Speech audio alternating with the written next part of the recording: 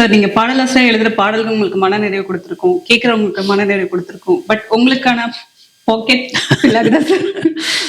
அது எல்லா படைப்பாளர்களும் இருக்கக்கூடியதான். அது சினிமாவில் சில டிபார்ட்மெண்ட்டுன்னு இருக்கு. அது அவ்வளோ சீக்கிரம் வந்து நீங்கள் அந்த இடத்த நீங்கள் தொடவே முடியாது. இப்போ ஒரு இயக்குனர் இருக்காருன்னா ஒரு படம் முதல் படம் வந்து நிச்சயம் உங்களுக்கு பெரிய போராட்டமாக இருக்கும்.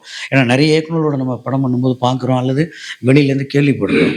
அவங்களோட ஸ்ட்ரகிள் அதை விடுது. ஏன்னா ஒரு படத்துடைய ஹார்ட் வந்து இயக்குனர் தான். இன்னும் சொல்லப்போனால் அவர் தான் அந்த கேப்டன்.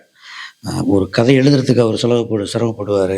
அந்த கதையை போய் பல தயாரிப்பாளர்கிட்ட சொல்லி, தயாரிப்பாளர் ஓகே பண்ணி, அதுக்கப்புறம் பல கதாநாயகர்களை சந்தித்து அவங்கள ஓகே பண்ணி, அப்புறம் மற்ற டெக்னீஷியன் எல்லாருக்கும் வேலை கொடுத்து உள்ளே கொண்டு வந்து ஒரு படத்தை வெளியில் கொண்டு போகிறதுல ஒரு இயக்குனர் படுற பாடு இருக்கு பாருங்க, அது பெரும்பாடு. அந்த பாடு அடையிற அவங்களுக்கு கூட அந்த முதல் படம் முடிகிற வரைக்கும் பெரிய சம்பளம் வருமானு எனக்கு தெரியாது.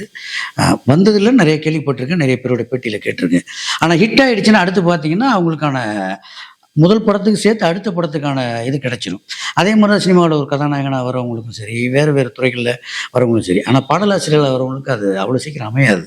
அது ஒருவேளை அவர் என்ன ஒரு பேனா பேப்பர் இருந்தால் போதும் அப்படின்னு நினைக்கிறாங்களுக்கு எனக்கு தெரியாது. ஆனால் எனக்கு காற்றோடு பட்டம் போலதுக்கு பிறகு அந்த விஷயம் அமையலை. ஆனால் வெளியில் எங்கே போனாலும் காற்றோடு பட்டம் போல வந்து பெரிய மரியாதையை கொடுத்தது. ஒரு பெரிய சம்பளம் கேட்பாரோ இவர் அப்படிங்கிற எண்ணத்தையும் தோற்றுவித்தது. அயோத்தி கடந்து நீலோத்தி வந்த பிறகு நீலோத்தி கொஞ்சம் கொஞ்சமாக அதை எனக்கு கொடுத்துக்கிட்டு இருக்கேன். அதனால் வந்து இப்போ தான் நான் கொஞ்சம் சில ஆயிரங்களை கடந்து வாங்கிட்டு இருக்கேன். இன்னும் லட்சங்கள் எல்லாம் எட்டலை. அது ஒரு பெரிய லட்சியமாக இருக்கும்னு நினைக்கிறேன். எல்லோரும் சொல்கிறது தான் கேட்டிருப்பீங்க ஏற்கனவே. இங்கே பையன் இன்ஜினியராக இருக்கான், டாக்டராக இருக்கான்னா, அப்படியா சிறப்பு, எப்போ எங்கள் வீடு கட்டிட்டானான்னு கேட்பாங்க. ஆனால் என் பையன் பாட்டு எழுதிட்டு இருக்கான், கதை எழுதியிருக்கானா, சோத்துக்கு என்ன செய்கிறான் அப்படிம்பாங்க. அந்த நிலைமையில தான் இப்போ நம்ம இருக்கோம். ஆனால் இது கடந்து தான் வரணும், மாறும். சார் நீங்க எழுதின பாடல்ல உங்களுக்கு பிடித்த வரிகள் என்ன சார்? எல்லாரையும் பிடிச்சி தான் எழுதுகிறோம். இன்றைக்கி முதல்ல நம்ம காதல் சொல்ல வந்து எழுதின பாடல்லேருந்து இன்றைக்கி காலையில் ஒரு படத்துக்கு பாடல் எழுதி கொடுத்துட்டு வந்திருக்கு. அதுலேருந்து எல்லாருமே பிடிச்ச பாடல் தான். பிடிச்ச வரின்னு சொல்கிறத விட கவனிக்கப்படாமல் போன வரிகள் நிறைய இருக்குது.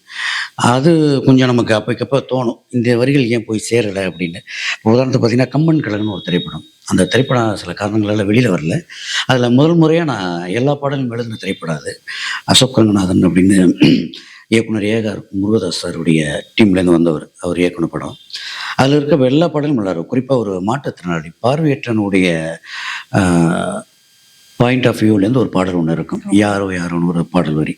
அது அந்த அந்த பாடல் ஒளிப்பதிவு நடந்த போதும் சரி, அல்லது அந்த பாடல் எழுதி கொடுக்கும்போது இயக்குனர் அதை படிச்சுட்டு அந்த அணி உதவி இயக்குனர், இணை இயக்குனர் எல்லாரும் பார்த்துட்டு இந்த பாடல் வந்து ஒரு பெரிய இடத்துக்கு போய் சேரும், எல்லார் மனசையும் போய் தொட்டு ஒரு சின்ன சலனத்தை உண்டு பண்ணணும்லாம் அன்றைக்கி சொன்னாங்க. நானும் அதை நம்பினேன். ஏன்னா எனக்கு அது 3வது 4வது படம். அப்போ தான் அந்த படம் வராதில் பாடல் போய் வெகுவாக யார்ட்டையும் சேரலை.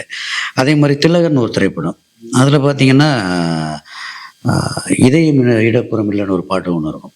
அந்த பாடலில் நிறைய ஊமைகள் பயன்படுத்தியிருப்போம். அந்த பாடலும் பெருசாக போய் யாரையும் சேரலை. இப்போ சமீபத்தில் பார்த்திங்கன்னா லாக்டவுன் ஒரு திரைப்படம், அதில் அழகான ராணியன்னு ஒரு பாடல் எழுதியிருப்பேன். அதில் பார்த்திங்கன்னா சாக்கடை பூக்கடையின் கீழே தானே சாக்கடையும் ஓடும் இங்கே, அதனால் என்ன அதன் வாசம் குறைந்தா போகும், வெண்ணிலவின் பாதிப்பாகும் தேய்பிரையும் ஆகி போகும், அதனால் என்ன அதன் மீதி மறையும் அங்கே அப்படின்னு சில அந்த அறிவியலோடு சேர்ந்து ஒரு மனிதனுக்கான அந்த காரணியும் உள்ளடக்கி ஒன்று பண்ணியிருப்பேன். இந்த பாடலுடைய வரிகள்லாம் போய் சேராமல் போனது வந்து எனக்கு ஒரு சின்ன வருத்தமாக இருக்கும். ஒருவேளை பரவலாக சேர்ந்துருந்தா இன்னும் நம்ம கவனிக்கப்பட்டிருப்போமோ அப்படின்னு. மற்றபடி நான் எழுதின பாடல்கள் வரிகள் எல்லாமே நமக்கு பிடிச்சி தான் எழுதுறேன். ஏன்னா நமக்கு பிடிச்சிருந்தா தான் கொண்டு போய் ஒரு இயக்குனர்கிட்டையோ இசையமைப்பாளரையோ கொண்டு போய் கொடுப்போம், இல்லைன்னா கொடுக்க மாட்டோம். அது அவங்களுக்கு பிடிச்சிருக்கா இல்லையாங்கிறது அப்புறம். முதல்ல அது எனக்கு பிடிச்சா தான் நான் அவங்களுக்கு எடுத்துகிட்டே போக முடியும். அதனால் நான் எழுதின வரிகள் எல்லாமே எனக்கு பிடிச்சி தான் எழுதுறேன். சார் எந்த டைரக்டர் கிட்ட பாடல் எழுதி படம் பண்ணணும் உங்களுக்கு ஒரு ஆசை இருக்கு சார்? புத்திசாலித்தனமாக அதுக்கு பதில் சொல்லணும்னா எல்லா இயக்குனரும் தான் நான் சொல்லணும். எல்லார்ட்டேருந்தும் எனக்கு வாய்ப்பு வேணும். எல்லா இயக்குனருடைய இயக்கத்திலையும் எழுதணும், எல்லா இசையமைப்பாளருடைய இசையிலையும் எழுதணும். அதனால் எல்லாருமே நல்ல இயக்குனர்கள் தான்.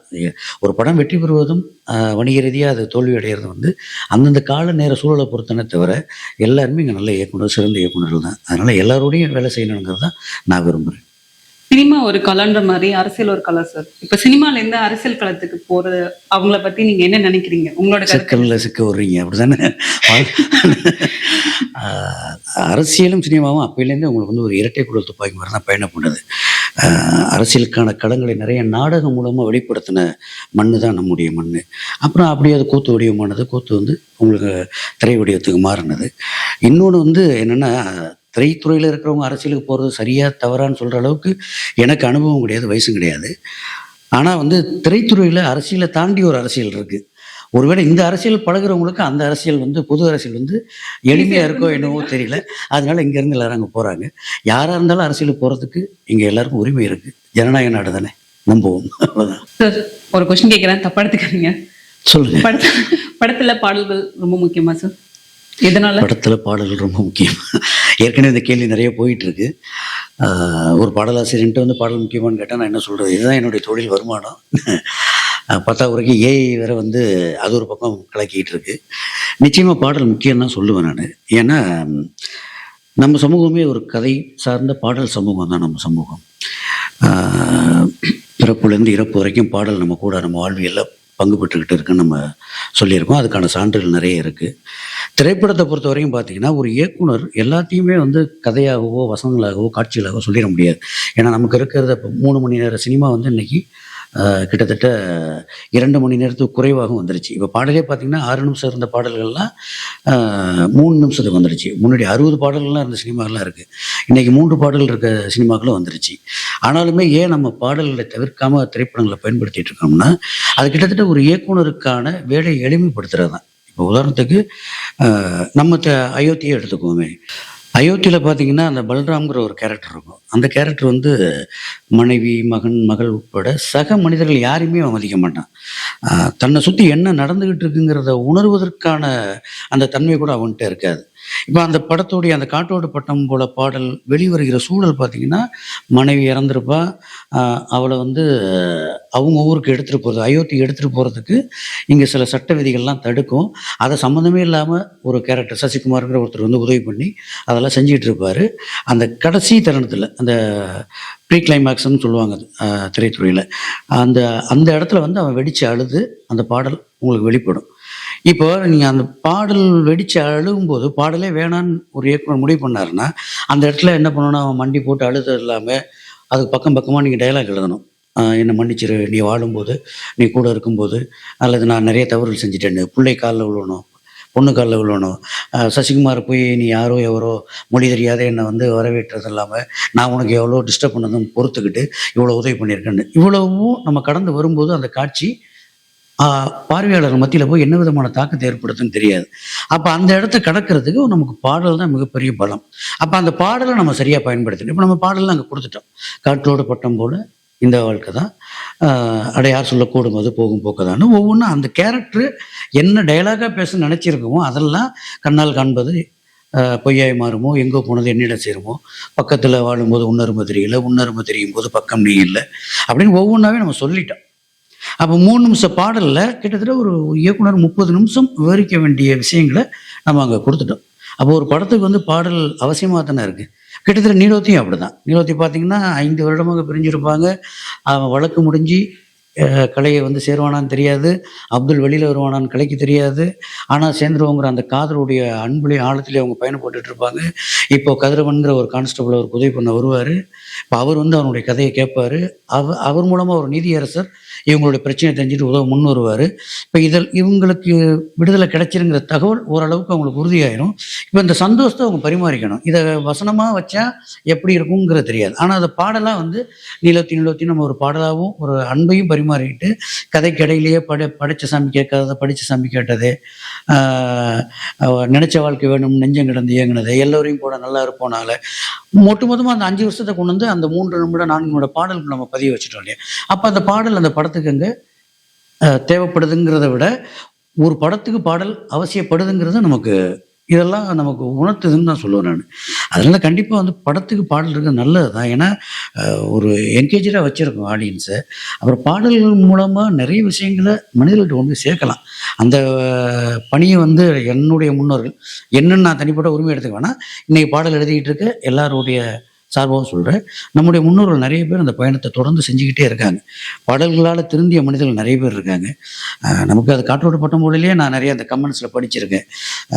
தப்பு பண்ணிட்டேன், என் மனைவியோட இப்போ போய் பேசணும்னு தோணுது, பாட்டியோட பேசாமல் வந்துட்டு போய் சேரணும் பேசணும்னு தோணுதுன்னு கமெண்ட்லாம் படிச்சிருக்கேன். அப்போ அந்த பாடல் போய் ஏதோ ஒன்று அவங்கள பண்ணுது இல்லையா அந்த வரி. அப்போ நமக்கு இது மூலமாக தெரிஞ்சுக்கிறது என்னென்னா, பாடல் எழுத வேண்டிய நம்ம அந்த மக்களோட கனெக்டாக இருக்க வேண்டிய சரியான விஷயத்தை எழுதணுங்கிறது நமக்கு உணர்த்துது. அதாவது இயக்குநர்கள் நமக்கு ஒன்று ஏற்படுத்தி கொடுக்குறாங்க இல்லையா, இயக்குநர்கள் இசைப்பாடல்கள் சேர்ந்து ஒரு பாடலுக்கான வெளி ஏற்படுத்தி கொடுக்குறாங்க. அந்த வெளியை ஒரு கவிஞனும் சரியாக பயன்படுத்திக்கிட்டால் அது எல்லாம் நல்லா இருக்கும்னு தோணுது. கண்டிப்பாக திரைப்படத்துக்கு பாடல் அவசியம்தான், பக்க பலம் தான் என்னை பொறுத்த வரைக்கும். புத்தகம் வந்து அவசியமா படிக்கணுமா சார்? என்ன எப்படி ஒரு கேள்வி கேட்டீங்க? சாப்பிட்றது அவசியமாங்கிற மாதிரி இருக்கு. நிச்சயமா அவசியம்தான். வாசிக்கிறது வந்து உங்களுடைய அறிவுத்திறனை மேம்படுத்திக்கிட்டே இருக்கும். நான் ஏற்கனவே தொடக்கத்தில் ஒரு பேட்டியில் சொல்லியிருந்தேன். சினிமாவுக்கு பாட்டு எழுதுன்னு வரும்போது திருவள்ளூர் பேருந்து 47 ரூபாய் என்னமோ டிக்கெட். அது பஸ்ஸில் ஏறி உட்காந்துட்டு அடுத்த முறை நான் வரும்போது காரில் தான் வருவேன்ட்டு வந்தேன். நான் எனக்குள்ள வெளியில் யார்ட்டையும் சொல்லிக்கல, நானும் ரவுடி தான் ஜெயிலுக்கு போகிறேன்னு வடிவேல் சொன்ன மாதிரிலாம் சொல்லிக்கல. எனக்குள்ள ஒரு கான்ஃபிடென்ட், அடுத்த முறை வரும்போது நம்ம கார் வாங்கி தான் வருவோம். 25 வருஷம் ஆச்சு இன்னும் கார் வாங்க முடியல. ஏன்னா அந்த அறியாமையில் தான் நான் சினிமாவுக்கு வந்தேன். ஏன்னா எனக்கு தெரிஞ்சதெல்லாம் வாலி ஐயா, வைரமுத்து ஐயா, இவங்க 2 பேர் தான் இருக்காங்க. கண்ணதாசன் ஐயான்னு ஒருத்தர் இருந்தவர் இப்போ இல்லை. இப்போ பாடல் எழுதுறதுக்கு ஒரு வெற்றி நம்ம இருக்குது. நம்ம போனால் ஈஸியாக வந்து உடனே பாட்டு எழுத கொடுத்துருவானுங்க. இங்கே வந்ததுக்கப்புறம் தான் தெரிஞ்சது, முத்துலிங்க ஐயா, காமராஜன் ஐயா, காளிதாசன் ஐயா, பழனி பாரதி, இந்த மாதிரி நிறைய பாடலாசிரியர்கள், பிரைசோடன் ஐயான்ட்டு லெஜெண்டர்கள், அதாவது ஆயிரக்கணக்கான பாடல்கள் எழுதி இருந்தவங்களே இங்கே போராடிட்டு இருக்காங்க. நமக்கு அதெல்லாம் அங்கே தெரியவே இல்லை. ஊரில் இருக்கும்போது நமக்கு ஒரு 3 பேர் மட்டும்தான் அங்கே தெரிஞ்சது. இதை நம்பி நம்ம சினிமாக்குள்ள வந்துட்டோம். அப்போது வந்து நம்ம பின்னோக்கி போகலை. அப்போ இவங்களெல்லாம் தெரிஞ்சுக்கிட்டோம். அப்போ படிக்க ஆரம்பித்தோம். இவங்கெல்லாம் என்ன செஞ்சாங்க, எப்படிலாம் வந்தாங்கிறது வாய் வழி வார்த்தைகளாகவும் அவங்களுடைய கட்டுரைகள் மூலமாக படித்து தெரிஞ்சுக்கிட்டு அப்போ கொஞ்சமாக நம்ம படிக்க ஆரம்பித்தோம். படிப்புல தான் நமக்கு ஒரு புது வெளிச்சம் கிடைச்சது. நம்ம அன்னைக்கு நான் பாடல் எழுத வரும்போது என்கிட்ட அதிகபட்சமான ஒரு 500 வார்த்தைகள் தான் இருந்திருக்கலாம். இன்னைக்கு என்கிட்ட வந்து நிறைய வார்த்தைகள் இருக்கு. இந்த வார்த்தைகள் வந்து நான் படித்ததுனால கிடைச்சது தான். அதனால வாசிப்பது வந்து அறிவுத்திறனை மேம்படுத்தணும். எல்லாரும் எப்பொழுதுமே எழுதுறவங்க தான் இல்லை, பொதுவான எல்லா மனிதர்களுமே நேரம் கிடைக்கும்போது வாசிங்க. வாசிச்சா மட்டும்தான் நீங்கள் சக உயிரில் நேசிக்க முடியும். அதனால வாசிக்கிறத மட்டும் விட்டுறாதீங்க. படிச்சுட்டு வேலைக்கு போகிறதுக்காக மட்டும் படிக்காதீங்க. இந்த உலகத்தில் வாழ்வதற்கு, நேசிக்கிறதுக்கு புத்தகம் ரொம்ப உதவி பண்ணும். அதனால வாசிக்கிறது அவசியம். கண்டிப்பா சார். சார், கவிஞர் கண்ணதாசன் எழுதிய பாடல்கள்ல உங்களுக்கு பிடித்தமான வரிகள் எது இருக்கா சார்? எல்லா பாடலுமே எனக்கு பிடிக்கும். திருப்பி நான் அவரெல்லாம் ஓப்பன் பண்ணி நான் தான் சொல்லுவேன். அவங்க பாடல்கள் அதுல உங்களை ரொம்ப ஹாட் எனக்கு எப்பொழுதுமே பிடிச்சது வந்து போனால் போகட்டும் போடாதான். அது வந்து ஒரு கிட்டத்தட்ட அவர் நிறைய பாடல் சித்தர் மனநிலையிலிருந்து தான் எழுதியிருப்பாரு. அது இந்த பாடல் வந்து எக்ஸ்ட்ரீமாக போயிருப்பார். அந்த போனால் போகட்டும் போடா பாடலில் வந்து அந்த நிலையாமையை வந்து அவ்வளோ ஒரு அழகாக டெலிவரி பண்ணியிருப்பார். போனால் போகட்டும் போடா, இந்த பூமியில் நிலையாக வாழ்ந்தவர் யாரடா, வந்தவரெல்லாம் தங்கிவிட்டால் இந்த மண்ணில் நமக்கு இடமேதடான்னு கொஞ்சமாக நகர்ந்து வந்துகிட்டு இருப்பார். அதாவது எப்படி சொல்கிறதுன்னா, கோர்ட்டுக்கு போனால் ஜெயிக்காதுன்னு வரைக்கும் சொல்லியிருப்பாரு. அது அந்த கோட்டைக்குள் போனால் திரும்பாது, இது கோர்ட்டுக்கு போனால் ஜெயிக்காது அப்படின்னு ஒரு எளிமையாக எல்லாருக்கும் ஒரு கையில் வந்து ஒரு விளக்க உரை வச்சுட்டு படிக்கணும்னு அவசியம் இல்லை. அந்த மாதிரியான வரிகளை, ஆனால் அது ஒரு சித்தர் பாடல்களாக இருக்கும். இப்போ கிட்டத்தட்ட பார்த்தீங்கன்னா, பணத்தையாவது எதடா, பறச்சியாவது ஏதடா, இறைச்சி தோல் எலும்புல இலக்கமிட்டு இருக்குதோன்னு நம்ம ஒரு சித்தர் பாடல் இருக்குது. இதை வந்து நீங்கள் ஓரளவுக்கு தமிழ் அறிஞ்சவங்க, படித்தவங்க அதை பிரித்து படித்தாதான் அதை புரிஞ்சுக்கலாம். இது எந்த அளவுக்கான சமூக நீதியை சொல்லுது, சமத்துவத்தை சொல்லுதுன்னு. ஆனால் இது போனால் போகட்டும் போடாவுக்கு வந்து நீங்கள் எதுவுமே தெரியல, படிப்பறிவே இல்லைனாலும் கேட்டோன்னே புரிஞ்சிடும் உங்களுக்கு. கண்ணதாசன் ஐயாவுடைய ஆகப்பெரிய பலமே அதுதான். எல்லாருமே நான் பாடல் எழுத போகிற எல்லா இடத்துலையுமே எல்லா இயக்குனருமே சொல்லுவாங்க, அவர் மாதிரி எளிமையாக எழுதுங்க அப்படின்னு சொல்லுவாங்க. அந்த வார்த்தையை கடந்து வராத தமிழ் சினிமாவில் பாடலாசிரியர் இருக்க முடியாது. கண்ணதாசன் ஐயா மாதிரி எளிமையாக எழுதுங்க, வாலி ஐயா மாதிரி அப்படி கலோக்கியெல்லாம் எழுதுங்க அப்படின்னு சொல்லுவாங்க. அது வந்து ஏன்னா அவங்க விதைச்சிட்டு போன விதை அப்படி. எனக்கு எப்பொழுதுமே இப்போ கண்ணதாசன் ஐயாவோட பாடல் வந்து அல்டிமேட் வந்து போனால் போகட்டும் போடாதான்.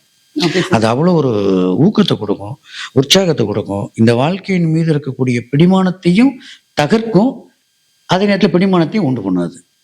அது நீங்கள் முடிஞ்ச இரவு நீங்கள் கேட்டு பாருங்க, உங்களுக்கு அது என்ன ஃபீல் பண்ணுறதுன்னு தெரியும். சரி, இப்போ நிறைய நடிகர்கள் வந்து அவங்களே வந்து பாடல் எழுதுறாங்க, அப்புறம் வந்து அவங்களே வந்து பாட்டும் பாடுறாங்க, ப்ளஸ் நடிக்கவும் செய்கிறாங்க, டைரக்டர்ஸும் அதே பண்ணுறாங்க. ஸோ இதை பற்றி உங்களோட கருத்து என்ன சார்? இப்போ ஒவ்வொன்றுக்கும் ஒவ்வொரு துறை இருக்கும்போது அவங்க இதை செய்யறாங்க.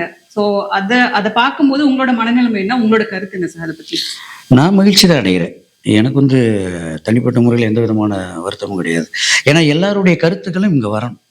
ஒவ்வொருத்தருக்குள்ளே என்ன இருக்குங்கிறது, ஒரு நடிகர் வந்து ஒரு ரைட்டராக வேலை செய்யும்போது அவருடைய சிந்தனை எப்படி இருக்குன்னு நமக்கு பார்க்கறதுக்கான ஒரு வாய்ப்பு கிடைக்குது இல்லையா? அந்த மாதிரி தான் நான் நினைக்கிறேன். ஏன்னா நம்ம திரையுலகம் வந்து நிறைய இயக்குனர்களும் பாடலாசிரியர்களாக இருந்தவங்க தான். பெரிய அளவில் ஹிட் அடித்த இயக்குனர்னு சொல்லப்போனால் டி. ராஜேந்திர ஐயாவை சொல்லலாம், அப்புறம் அகத்தியன் ஐயாவை சொல்லலாம், அப்புறம் ஆர். உதயகுமார் ஐயாவை சொல்லலாம், இப்போ சமீபத்தில் பேரரசு ஐயாவை சொல்லலாம். இந்த மாதிரி நிறைய இயக்குனர்கள் வந்து பாடல் எழுதிட்டு தான் இருக்காங்க. எல்லா பாடலுமே ஹிட்டு தான். அவங்க எழுதின பாடல்கள்லாம் நல்ல பாடல்கள் வேறு. அதாவது தரம் குறைந்த பாடல் நம்ம சொல்ல முடியாது. என்னோட விருப்பம் என்னென்னா, ஒரு பாடலாசிரியர் நான் சொல்கிறது என்ன விரும்புவேன்னா, யார் அந்த இடத்துக்கு எழுதக்கூடிய வாய்ப்பு கிடைச்சி போனாலும் சரி, அது கதாநாயகர்களாக இருந்தாலும் சரி, என்ன மாதிரி புதியவர்களாக இருந்தாலும் சரி, இயக்குனர்களாக இருந்தாலும் சரி, யார் எழுத போனாலும் ஒரு நல்ல படைப்பை கொடுங்கிறத நான் கேட்பேன். ஏன்னா இப்போ பாடலே எழுதணுங்கிறது மட்டுமே நோக்கமாக வச்சுக்கிட்டு என்ன மாதிரி வரவங்களுக்கு அதோடைய நெளிவு சுழிவோட சில விஷயங்கள் செய்வோம். சரி தவறு தெரிஞ்சு சில விஷயங்கள் செய்வோம். சில பேர் சவுண்டிங்காக சில வார்த்தைகளை போட்டுருவாங்க. அது சமுதாயத்தில் போய் என்ன விதமான விளைவுகளை ஏற்படுத்துங்கிறது பிற்காலத்தில் தான் நமக்கு தெரியும். இப்போ நிகழ்காலத்தில் அதை நம்மளால் உணர முடியாது. அது வெற்றி அடைஞ்சிடும் அந்த பாட்டு. இன்னார் எழுதுனது அப்படிங்கிறது வெற்றி அடைஞ்சிடும். ஏன்னா ஏற்கனவே ஒரு ஃபெமிலியரில் அவங்க இருப்பாங்க. அதன் மூலமாக அந்த பாடல் வந்து ஒரு வெற்றி அடைஞ்சிடும். பல மில்லியன் வியூஸ் கூட போகும். ஆனால் வந்து 200 மில்லியன்ஸ் வியூ 300 மில்லியன்ஸ் வியூ போடுறதுனால மட்டும் ஒரு பாடல் நம்ம வெற்றி பாடலாக கருத முடியாது. அதுக்குள்ளே என்ன பொருள் இருக்குது, அது என்ன சொல்ல வருது அப்படிங்கிறது இருக்குது. அப்போ அது வந்து ஒரு பாடலாசிரியராக பயணப்படுறவங்க அதை விதைச்சிட்டு, இப்போ நான் சொன்னேன் இல்லையா கண்ணதாசன் ஐயா, அது ஒரு எவ்வளோ எளிமையாக அதை கடத்தி கொண்டு வருவார். இப்போ வாலிய பாடல்கள் அது இருக்கும், காமராசன் ஐயா பாடல்கள் இருக்கும், முத்துலிங்க ஐயா பாடல்கள் இருக்கும், பிரைசோடன் ஐயா பாடல்கள் இருக்கும், காமு ஷெரீப் ஐயா பாடல்கள் இருக்கும். உங்களுக்கு சின்ன சின்ன விஷயங்கள்ல அப்படி போகிற போக்கில் தட்டி விட்டு போவாங்க. அது வந்து உள்ளே இருக்க சூழல். அது அந்த ஆர்வத்தோட எல்லா இயக்குனர்களும் நடிகர்களாக இருந்தாலும் யாராக இருந்தாலும் சரி, பாடல் அந்த இதோடு எழுதும்போது நம்ம அதை கேட்கறதுக்கு நானும் காத்துக்கிட்டு தான் இருக்கேன். அவருடைய கருத்துக்களும் இங்கே சமுதாயத்தை இடம்பெற வேண்டிய அவசியம் இருக்கு இல்லையா? அதனால் நான் மகிழ்ச்சி அடைகிறேன். எல்லாரும் பாடல் எழுதட்டும். தற்போது இப்போ எந்த இயக்குனர் கிட்ட நீங்க வந்து பாடலாசிரியராக நீங்க ஒர்க் பண்ணிட்டு இருக்கீங்க சார்? நிறைய புதிய இயக்குனர்கள்ட்ட பாடல் எழுதிட்டு இருக்கேன். நிலோத்தி வந்து நிறைய புதிய இயக்குனர்களோடையும் புதிய இசைப்பாளர்களோடையும் பணிபுரியக்கூடிய வாய்ப்பை ஏற்படுத்தி கொடுத்துருக்கா.